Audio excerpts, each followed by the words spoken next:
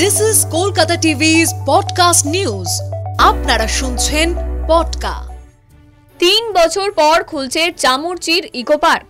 নমস্কার, আমি রচনা, জানাবো বিস্তারিত।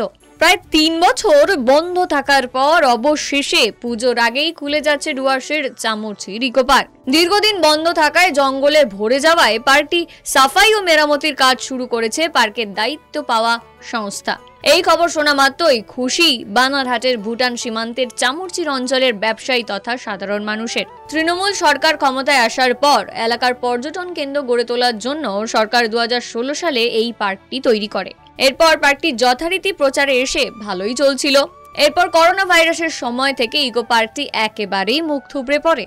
ধূপগুড়ি ব্লক ভেঙে বানারহাটকে আলাদা ব্লকে ঘোষণা করার পর প্রশাসনিক কিছু সমস্যার কারণে পার্কটি টেন্ডার করতে সমস্যা হচ্ছিল। ফলে ভুটান সীমান্তে গড়ে ওঠা ওই পর্যটন কেন্দ্রটি মুখ থুবড়ে পড়ে। পর্যটন ঘুরে দাঁড়াতে চামুরচির ইকো পার্কটি খোলার দাবি নিয়ে একাধিকবার সরব হন স্থানীয়রা। শেষ পর্যন্ত বানারহাট পঞ্চায়েত সমিতির তত্ত্বাবধানে থাকা পার্কটি টেন্ডার করে স্থানীয় একটি সংস্থাকে দেওয়া হয়। পার্কটি পুজোর আগেই খুলে দেওয়া যাক, এমনটাই দাবি স্থানীয়দের।